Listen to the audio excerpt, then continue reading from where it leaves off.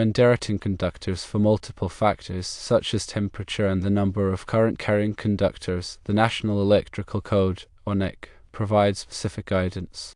This guidance ensures that conductors operate safely within their rated ampacity, even when subjected to higher ambient temperatures or installed with multiple current-carrying conductors in close proximity.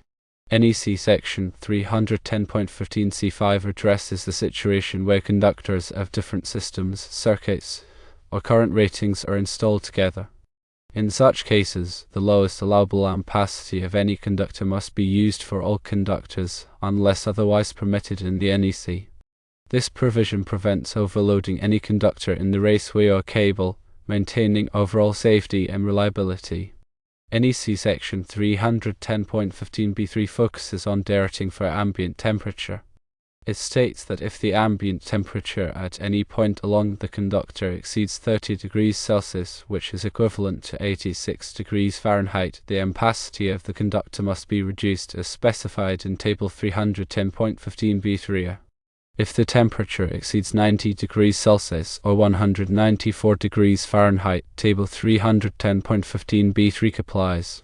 These tables provide the necessary derating factors to compensate for the increased heat. To illustrate how to apply these rules, consider an example involving THHN conductors. THHN conductors have an ampacity of 90 amps at 30 degrees Celsius. Suppose the ambient temperature is 40 degrees Celsius, equivalent to 104 degrees Fahrenheit, and there are 4 current-carrying conductors in a raceway.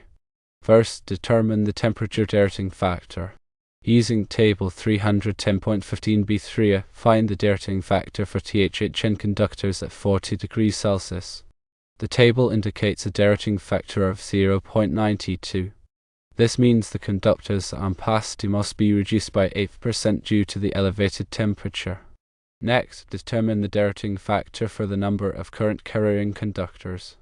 According to Table 310.15 cone, for 4 current-carrying conductors in a raceway, the derating factor is 0.80. This corresponds to a 20% reduction in ampacity. Finally, calculate the allowable ampacity by multiplying the initial ampacity by both derating factors. In this case, it would be 90 amps multiplied by 0.92 for temperature derating and 0.80 for conductor derating.